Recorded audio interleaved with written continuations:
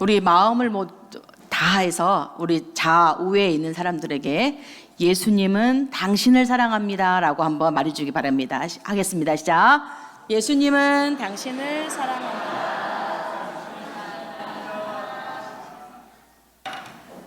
네, 사랑한다는 말 들으면 좋으시죠?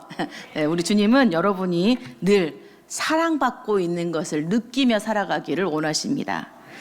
우리 믿는 사람들은 우리가 누군지, 무엇을 위해 존재하는지, 다시 말해서 이 정체성과 사명이 명확하면 얼마든지 세상에서 더 밝고 더 빛을 비추며 살아갈 수 있는 존재입니다.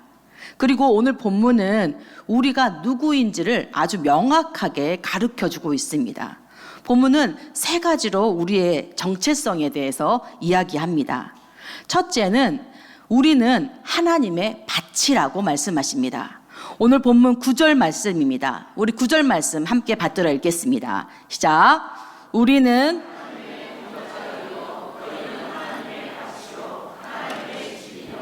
아멘. 네, 그냥 밭이 아니라 소유주가 있는 밭이라는 것입니다.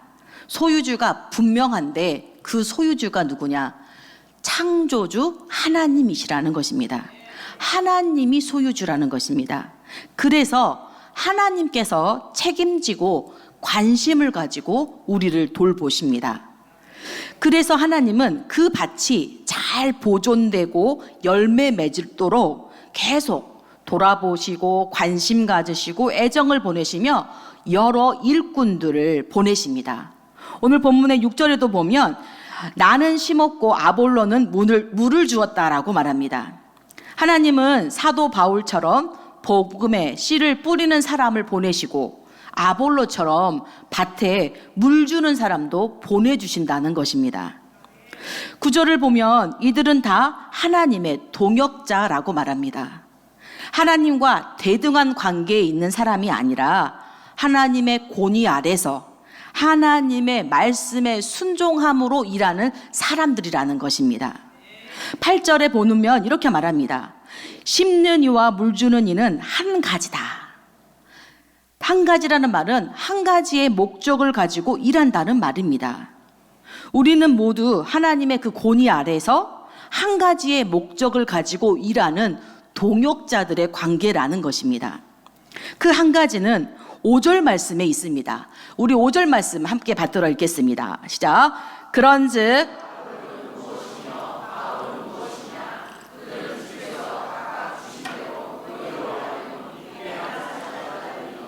아멘. 그러니까 그 한 가지가 뭐라는 거예요?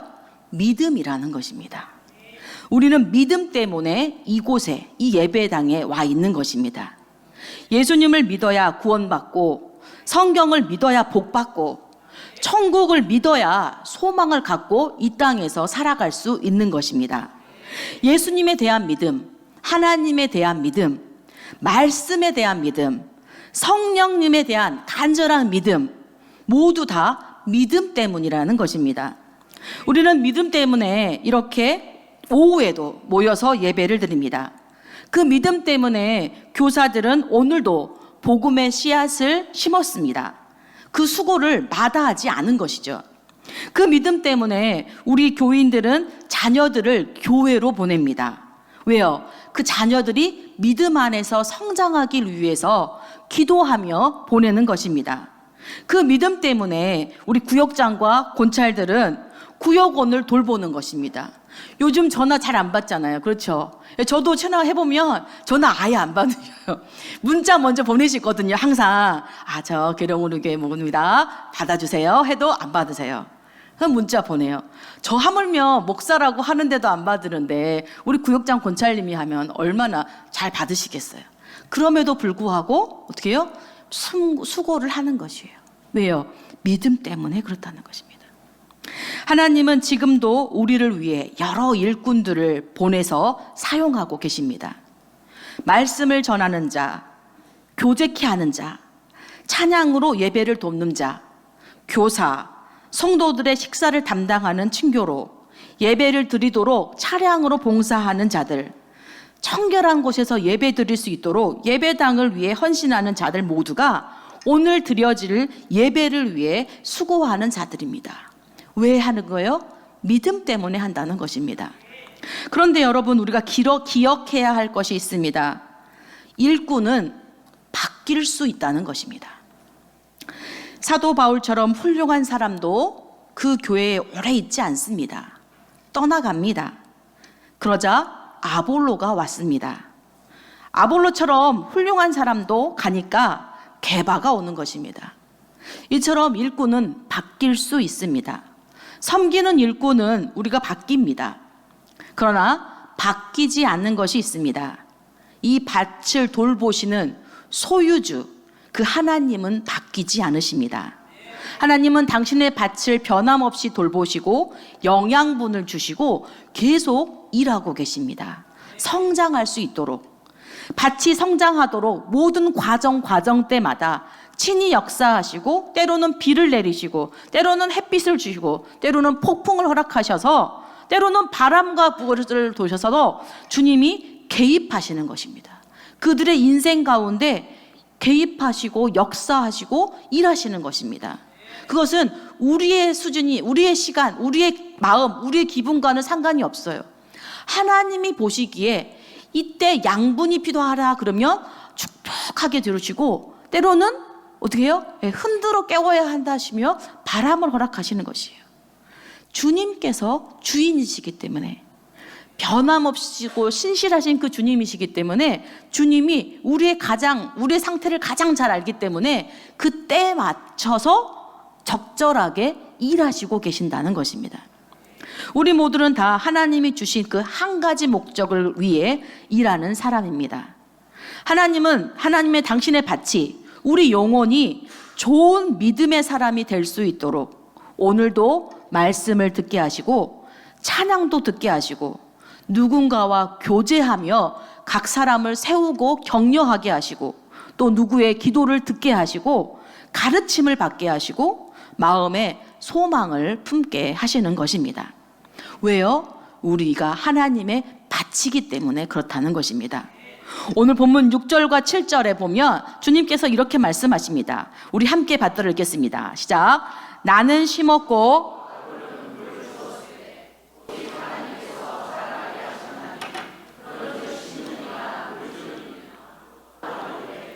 오직 자라게 하시는 이는 하나님 뿐이시니라. 아멘. 네, 오직 자라게 하시는 이는 하나님 뿐입니다. 우리가 일꾼으로서 여러 봉사를 하지만 그렇다고 해서 우리의 봉사 때문에 사람이 자라지 않습니다. 오히려 우리가 평안함과 그런 건 누릴 수 있습니다. 그러나 자라게 하시는 이는 하나님 뿐입니다. 하나님의 신비한 능력이신 거죠. 우리 힘으로는 이런 일을 할 수 없습니다.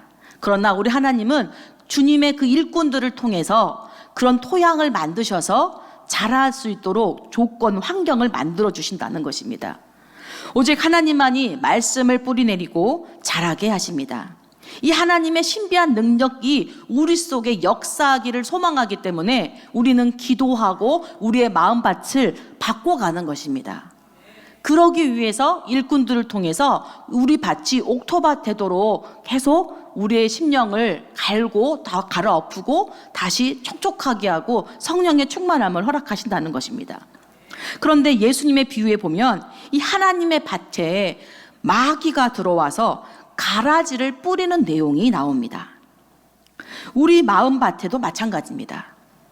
하나님의 밭인데 마귀가 와서 여기에 불신과 불평과 불만과 비교와 판단 등을 뿌려놓고 간다는 것입니다.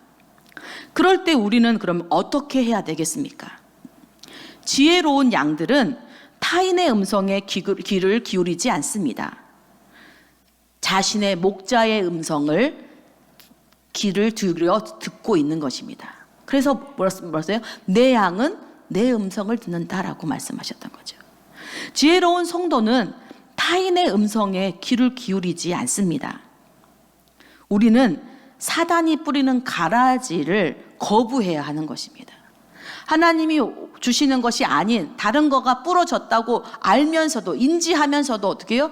그곳에 편승해서 같이 불평불만하면 안 된다는 것이에요. 거부해야 한다는 것입니다. 또한 하나님이 가라지를 제거하려고 하실 때 믿고 순종해야 합니다. 뽑히는 것이 얼마나 아픔이겠습니까? 그런데 그 아픔을 견뎌내야 한다는 것이에요.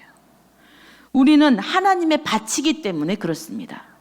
내가 가라지가 내 밭에 심겨지는 것을 방조했다면 뽑힐 때도 하나님의 뜻대로 뽑힐 수 있도록 기도해야 한다는 것이에요.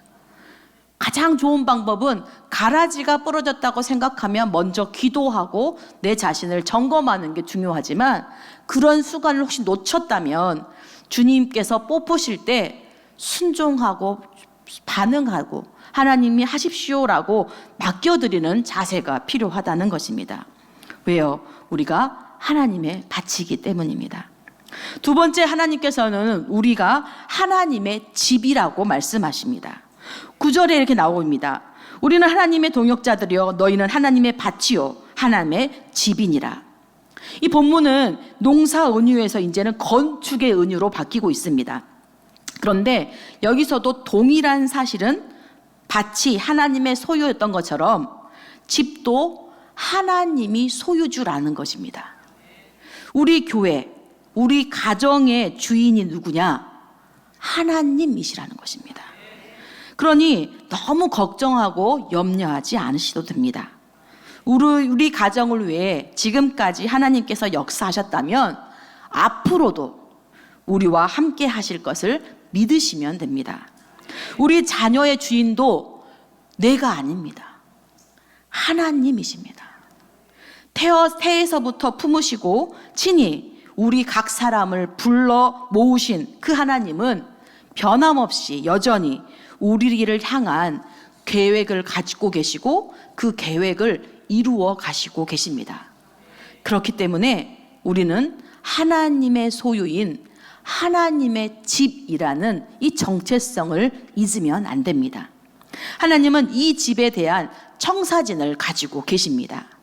그래서 이 집을 위해서도 여러 일꾼들을 보내십니다.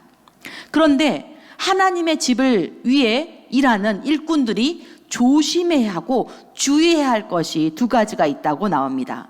하나는 뭐냐면 기초 위에 세우라는 것입니다. 오늘 본문 10절과 11절 말씀입니다. 우리 함께 받들어 읽겠습니다. 시작. 각각 내가 지혜로운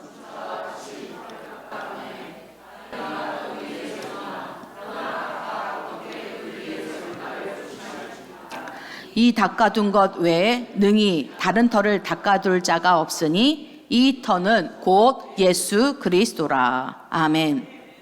일꾼들은 하나님의 집을 어떻게 세워야 할지를 조심해야 합니다. 우리 자녀들을 위해 어떻게 세울지, 우리 교회 학교 아이들을 위해서 어떻게 세울지, 우리 성도들을 위해서 어떻게 세워야 할지 늘 주의하고 조심해야 합니다. 왜요? 이 터는 곧 예수 그리스도이시기 때문입니다. 하나님의 집이기 때문에 하나님의 청사진 위에 집을 세워야 한다는 것입니다. 내 생각과 내 마음대로 짓는 게 아니라는 것이에요. 하나님의 터 위에, 하나님의 그 기초 위에, 바로 모든 집은 복음, 곧 예수님의 기초 위에 지어져야 한다는 것입니다. 복음과 연관해서 복음이 열매 맺도록 그리스도의 장성한 분량까지 이루도록 예수님의 기초 위에 지어져야 하는 것이 하나님의 집입니다. 예수님이 우리의 의로움 되시고 예수님이 우리의 거룩함 되시고 예수 그리스도가 우리의 구원자 되신 것, 그 위에 집을 세워야 한다는 것입니다. 예수님이 우리의 지혜이시기 때문에 우리는 그 지혜를 맞춰서 그 터 위에 집을 세워야 한다는 겁니다. 그래서 우리가 하는 모든 봉사, 모든 노력, 모든 수고는 이 기초를 맞춰서 그 위에 세워야 하는 것입니다. 왜냐하면 바로 그곳이 출발점이기 때문에 그렇습니다. 건축할 때 설계가 잘 되어야 되잖아요. 그 설계 도면대로 그대로 하는 거잖아요. 아무리 내가 능력 있다고 내 마음대로 옳게 하면 안 된다는 것이에요. 예수님의 터 위에 집을 세워야 한다는 것입니다. 또한 하나님의 집을 세울 때 두 번째로 조심해야 할 것은 뭐냐? 재료입니다. 어떤 것으로 세워야 되냐? 오늘 본문 12절에 이렇게 이야기합니다. 함께 받들어 있습니다. 시작. 만일 누구든지 금이나 은이나 보석이나 나무나 풀이나 지프로 이 터 위에 세우면, 아멘. 지금 본문은 6 재료가 소개되고 있습니다. 금, 은, 보석, 나무, 풀, 집. 그런데 13절을 보니 그 재료에 불이 붙습니다. 불은 시험이고 연단입니다. 이때 재료의 성격이 드러납니다. 짚이나 풀이나 나무는 불에 탑니다. 집을 짓기에는 부실한 재료라는 말씀입니다. 이것은 세상의 지혜이며 육신적인 생각을 말합니다. 평탄할 때는 구분이 되지 않다가 흔들릴 때 다 떨어져 없어져 버리는 것들입니다. 그러나 금, 은, 보석은 다 살아남습니다. 바람이 불고 홍수가 나도 반석 위에 집은 이 시험과 연단을 견딘 것처럼, 모래 위의 집은 어떻게 해요? 다 무너지는 것처럼 금은 보석의 재료로 심어야 우리 마지막까지 그 시험에서 이기더라는 것입니다. 사도 바울은 말합니다. 14절 15절에 보면 만일 누구든지 그 위에 세운 공적이 그대로 있으면 상을 받고 누구든지 그 공적이 불타면 해를 받으리니 그러나 자신은 구원을 받되 불 가운데서 받은 것 같으니라. 아멘. 그 위에 세운 공적이 그대로 있으면 천국까지 그대로 상을 받는다는 말씀입니다. 그런데 뭐가 문제라는 거예요? 무너진다는 거예요. 하나님이 언제 임하실지 모르는데 그 재림의 때는 우리는 아무도 모른다고 했어요. 하나님만 아신다 했는데 그때까지 잊지 못하고 무너져 버린다는 것이에요. 다시 말하면 솔로몬 다 누리던 그 솔로몬이 뭐라고 했습니까? 전도서에서 헛되고 헛되니 모든 것이 헛되더라는 거예요. 열심히 수고하고 노력을 다했는데 그 재료가 짚이고 나무라면 어떻게 해요? 공적이 다 없어져 버린다는 것입니다. 에드 코네어가 적은 이 물질의 세계라는 책을 보면 인류의 과거와 현재, 미래를 바꾸는 대체 불가능한 물질 6가지가 소개됩니다. 그것은 모래, 소금, 철, 구리, 석유, 리튬입니다.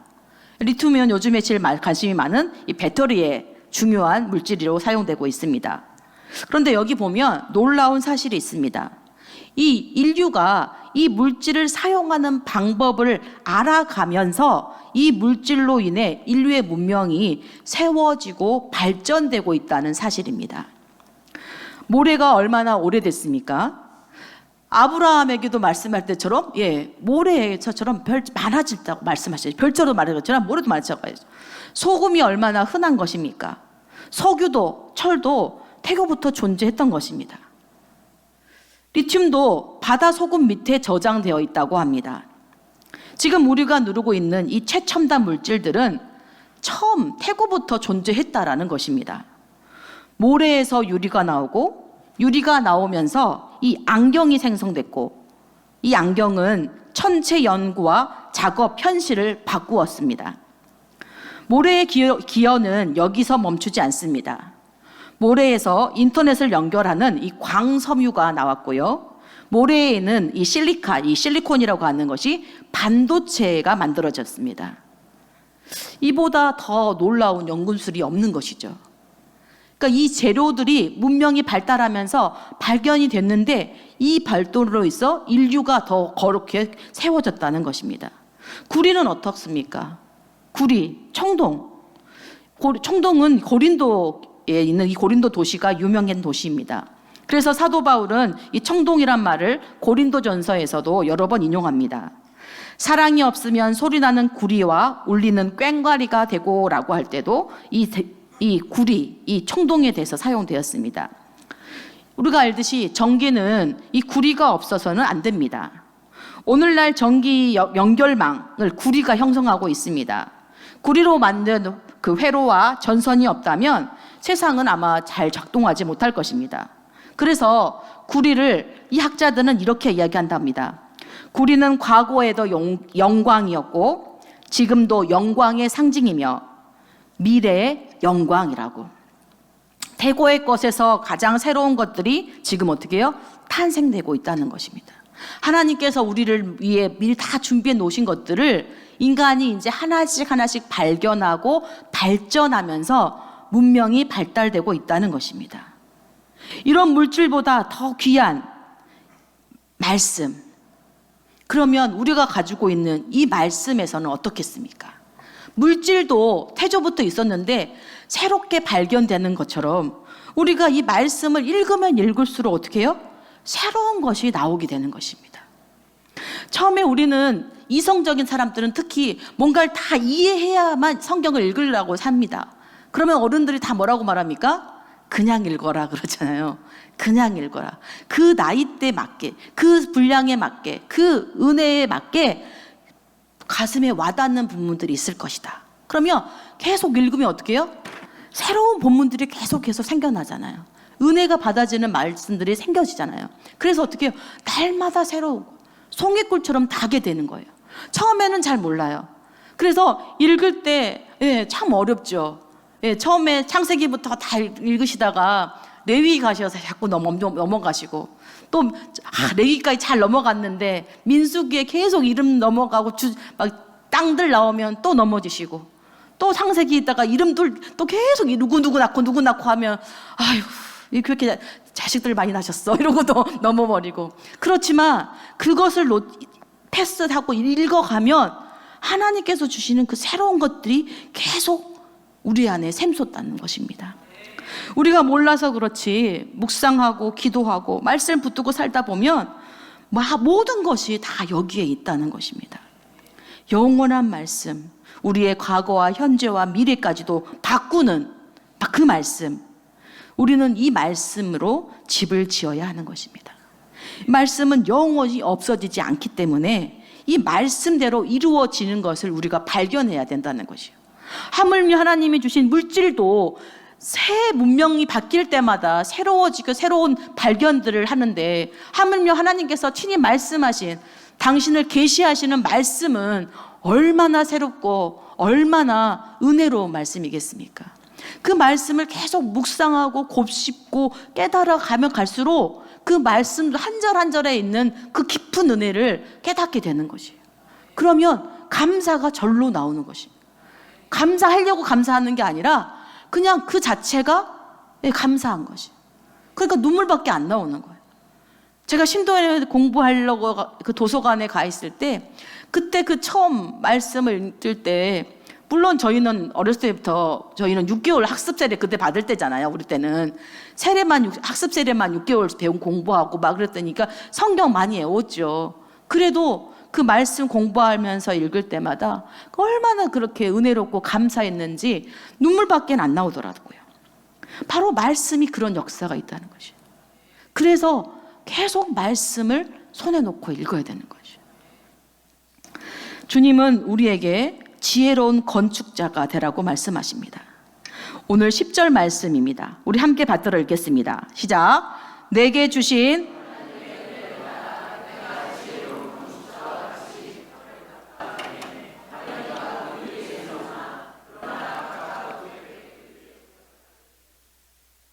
아멘.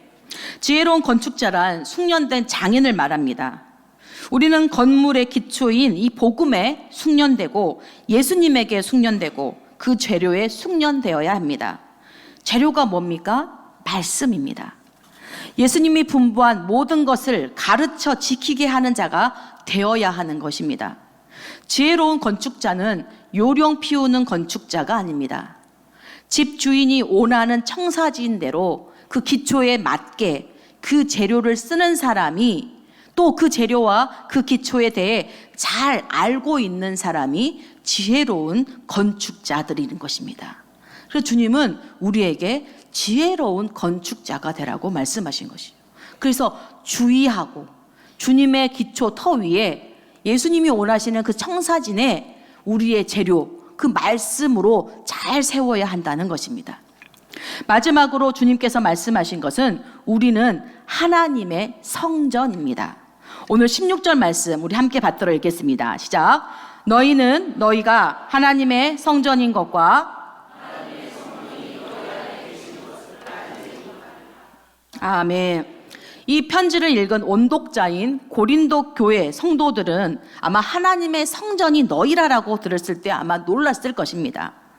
왜냐하면 고린도는 가장 타락한 도시 중에 하나였습니다. 왜냐하면 큰 항해가 있었기 때문에 지금으로 말하면 부산과 같은 무역항이 많았거든요. 그래서 벳사람부터 시작해서 무역이 엄청 많았기 때문에 타락한 도시 중에 하나였습니다.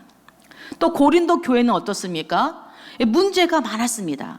우리 고린도 전설을 읽다 보면 계속 말하잖아요. 너희의 분쟁이 있었다. 너희의 은사 문제, 결혼의 문제, 음식의 문제, 문제들이 되게 많았습니다. 그리고 또 더 놀라운 것은 이 당시에는 예루살렘의 성전이 건재했습니다.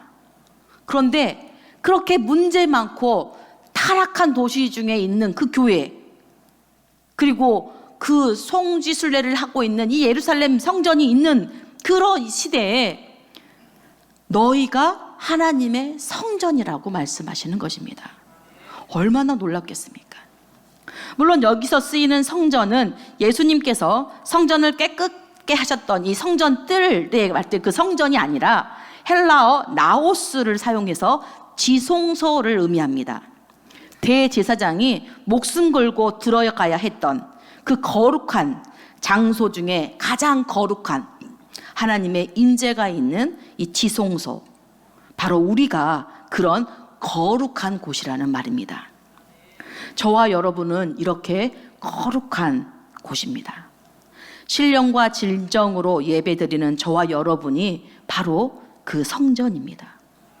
주님의 몸된 교회에 속한 우리가 바로 거룩한 지송소라고 말씀하시는 것입니다. 교회와 우리가 하나님의 성전인 것은 성령님께서 우리 안에 거하시기 때문입니다. 그래서 우리는 하나님의 성전인 우리 몸과 교회를 더럽히면 안 되는 것입니다. 그래서 우리 몸을 아끼고 사랑해야 한다는 것이죠. 오늘 본문 17절에는 이렇게 말합니다. 누구든지 하나님의 성전을 더럽히면 하나님이 그 사람을 멸하시리라. 하나님의 성전은 거룩하니 너희도 그러하니라. 아멘. 여러분, 거룩은 구별된 삶입니다. 거룩은 성별해서 드리는 것, 하나님의 임재와 영광, 그리고 뜻을 위해서 구별하여 자신을 드리는 것, 성별된 자로 사는 것, 그것을 거룩이라고 말합니다. 여러분, 우리가 드리는 예배는 거룩한 것입니다. 왜요? 하나님의 임재가 있기 때문입니다. 우리의 찬양도 거룩합니다. 세상에서 부르는 노래처럼 그 각 곡조가 있는 것이 아니라 하나님의 영광을 위해 드려지기 때문에 그 노래, 그 찬양은 거룩한 것입니다. 우리의 봉사도 거룩한 것입니다. 왜냐하면 하나님의 뜻을 따르기 위해, 하나님의 몸된 교회를 섬기기 위해 하는 봉사이기 때문에 우리 봉사가 거룩한 것입니다. 바로 그렇게 구별되는 것, 그것이 거룩입니다. 하나님이 미워하시는 것을 나도 미워하고, 하나님이 기뻐하시는 것을 나도 기뻐하며, 판단과 행동의 기준을 세상이 아니라 하나님의 말씀으로 기초해서 사는 것, 바로 그것이 거룩이라고 말하는 것입니다. 주님은 내가 거룩하니 너희도 거룩하라고 말씀하시는 것이요. 사도 바울은 이렇게 우리가 하나님의 밭이며 집이고 성전이라고 말한 다음에 우리가 버릴 것과 확신할 것이 무엇인지를 말하고 있습니다. 석재 버릴 것에 대해서 이야기하는데, 하나님 앞에서는 우리가 뭘 버려야 하냐? 세상 지혜를 버려야 한다는 것입니다. 여러분, 세상 지혜는 세상에 살 때 꼭 필요한 것입니다. 그것이 학문과 문명을 세우고 그 문명을 세우는데 아주 기초적인 그 기준이 되기 때문에 그렇습니다. 우리가 세상에서 지혜롭게 생활할 때 우리도 더 정상화할 수 있다는 것입니다. 그런데 그것이 하나님 뜻 앞에서 반하게 되면 우리가 뭘 따라야 된다는 거예요? 하나님의 말씀을, 하나님의 뜻을 따라야 된다는 것이에요. 그럴 때는 세상 지혜를 멈춰라는 거예요. 세상 지혜를 버리라는 것입니다. 하나님의 뜻 앞에서, 그분의 말씀 앞에서는 세상 지혜를 버려야 하는 것입니다. 세상 지혜를 잡고 하나님이 잘못 말씀했어요, 이거 아니에요라고 말하는 게 아니라 반대로 하나님의 뜻을 받아들이고 내가 알고 있던 고정관념과 지식과 지혜를 버리라는 것입니다. 여러분, 홍해 앞에서 하나님이 건너가라고 말씀하시면 그때는 세상 지혜를 버려야 한다는 것입니다. 여리고 앞에서 하나님께서 전쟁에서 성을 무너뜨린 게 아니라 성을 돌라고 하면 그때도 세상 지혜를 버려야 하는 것입니다. 그래야 홍해가 갈라지고 여리고 성이 무너지는 것을 경험하게 될 수 있습니다. 오늘 18절은 또 이야기합니다. 우리 함께 받도록 읽겠습니다. 시작. 아무도 자신을 속이지 말라.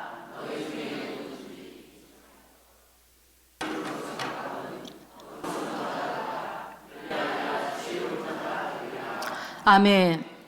홍해 앞에서 어리석은 자가 되고 여리고 앞에서 어리석은 자가 되어야 합니다. 이삭을 바치라고 하는 그 앞에서 어리석은 자가 되어야 됩니다. 그러면 하나님 앞에서 지혜로운 자가 될 수 있습니다. 좋은 밭은 바로 이런 밭입니다. 하나님 뜻 앞에서 세상에서 말하는 어리석은 자가 되는 것, 내 판단, 내 지식, 내 경험, 내 지혜를 멈추는 것, 그것이 좋은 밭입니다. 둘째는 주님이 말씀합니다. 너희가 버렸다면 이제는 확신을 갖고 살라고 말씀하십니다. 21절과 22절에 보니까 이렇게 말합니다. 그런즉 누구든지 사람을 자랑하지 말라. 만물이 다 너희 것임이라.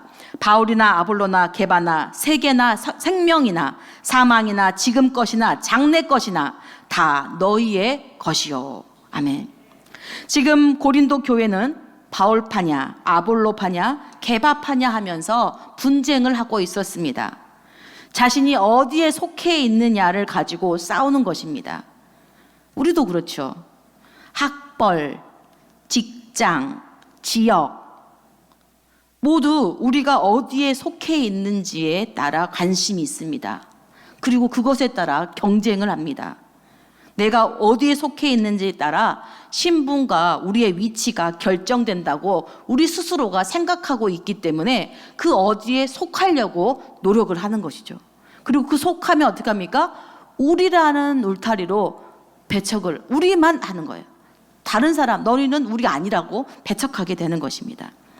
그런데 성경은 그렇게 말씀하지 않습니다. 오히려 반대라고 말합니다. 너희가 거기 속한 것이 아니라 만물이 다 누구 거라고요? 우리 것이라는 거예요.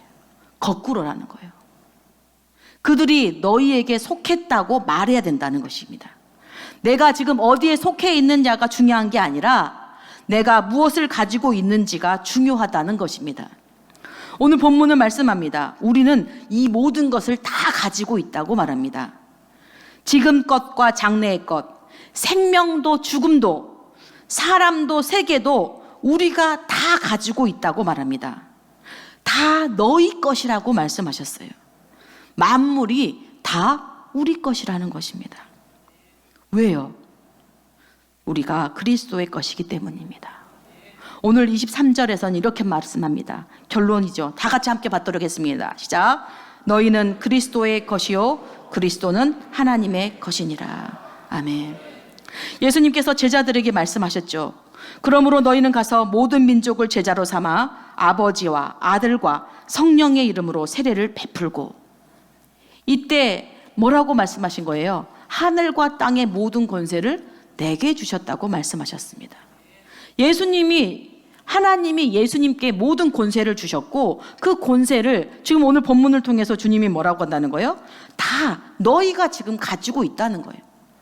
그런데 우리가 이미 갖고 있으면서 우리가 그것을 누리지 못한다는 거예요. 그래서 자꾸 우리가 어디에 속하려고 계속 하고 있다는 거예요. 하나님은 이미 다 주셨는데 그러면 어떻게 해요? 그것을 누려야 된단 말이에요. 사용하라고 말씀하시는. 그런데 우리는 그 사용하는 방법은 모르고 자꾸 어떤 학벌, 어떤 믿음의 모습, 아니면 어디 직업, 자꾸 그런 데 속하려고만 그런 걸 찾고 있다는 것이에요. 근데 주님은 말씀해요. 하늘과 땅의 모든 권세를 너희에게 주셨다는 것이에요. 우리는 이 권세 아래 있는 자입니다. 그리스도의 권세에 지금 참여하고 있는 자들입니다. 그래서 우리는 어떻게 해요? 그 확신 가운데 담대함으로 세상에게 나아가야 한다는 거예요. 그래서 세상에서 자유로워져야 하는 것입니다. 물론 질서를 존중하고 따라야 합니다. 그러나 그게 절대적인 것이 아니라는 것이에요. 얼마든지 하나님의 뜻 앞에서, 주님의 뜻 앞에서는 상대화시킬 수 있어야 된다는 것이에요. 그래야 우리가 주님 뜻대로 살 수 있는 것입니다. 세상에서는요, 이것만 된다는 것은 없는 것이에요. 우리가 이것만 절대라고 생각하는데 주님이 말씀하시면 그것을 배설물로 버릴 수 있을 만큼의 우리에게 그 담대함이 있어야 한다는 것입니다. 모든 권세를 주신 우리 예수님의 말씀, 그 예수님을 향한 믿음, 그리고 세상을 향한 담대함. 왜요? 이 모든 것을 우리에게 주신 그 주님이 우리의 소유주이시기 때문에 그 담대함으로 세상에 나아가야 하는 것입니다. 우리는 하나님의 밭입니다. 하나님의 집입니다. 하나님의 성전입니다. 거룩한 자들이라는 것입니다. 세상에서 필요한 지혜는 세상에서 찾으면 되는 것입니다. 세상에서 필요한 것은 세상에서 사용하면 됩니다. 그러나 하나님 앞에서 하나님이 말씀하시면 그 모든 것을 내려놓을 준비도 되어 있어야 하는 것입니다. 말씀 앞에 순종하시기 바랍니다. 세상의 모든 권세를 우리에게 주신 그 주님의 뜻 앞에 여러분 담대하시기 바랍니다. 주님이 사용하라고 말씀하셨다면 어떻게 해요? 지금 사용하시는 거예요. 없는 것 같죠? 한 발 내어보시면 여리고 성이 무너졌던 것처럼 요단강이 갈라지게 되는 것이에요. 근데 우리가 그 한 발짝을 내려놓지 못하는 것이죠. 왜요? 믿음이 없어서. 주님이 계속 말씀하시는 거예요. 내가 너희는 하나님의 집이다. 하나님의 밭이다. 그거는 다시 말하면 내 힘으로 지어지는 게 아니라는 것이에요. 하나님의 힘으로, 하나님의 능력으로, 하나님의 시간으로, 하나님의 물질로 우리가 지어져 가고 있다라는 것입니다. 그러므로 여러분은 주님이 기뻐하시는 뜻대로 살아갈 것에 대해서 관심을 갖고 고민하셔야 되는 겁니다. 여러분, 우리가 누굽니까? 우리는 모두 하나님의 밭입니다. 하나님의 집입니다. 하나님의 성전입니다. 주님은 여러분이 장성한 분량에 이르기까지 성장하기를 원하시는 것입니다. 우리가 해야 될 건 뭐예요? 주님 앞에서 성장하도록 하나님께서 주시는 그 영양분을 받아 누리는 것입니다. 내가 뭔가 만들려고 하면 어렵죠. 세상에서 내가 영양분을 만들려고 하니까 어려운 거예요. 그런데 주님이 주시는 것을 받아 누리면 항복하는 것이에요. 주님은 내가 준 멍에만 뱉으라고 했죠. 너의 자기 십자가만 지고 하나님은 따르라고 하셨습니다. 여러분, 주님께서 허락하신 그 장성한 분량까지 성장해서 귀하게 쓰임받는 저와 여러분이 되자는 말씀을 전해드립니다.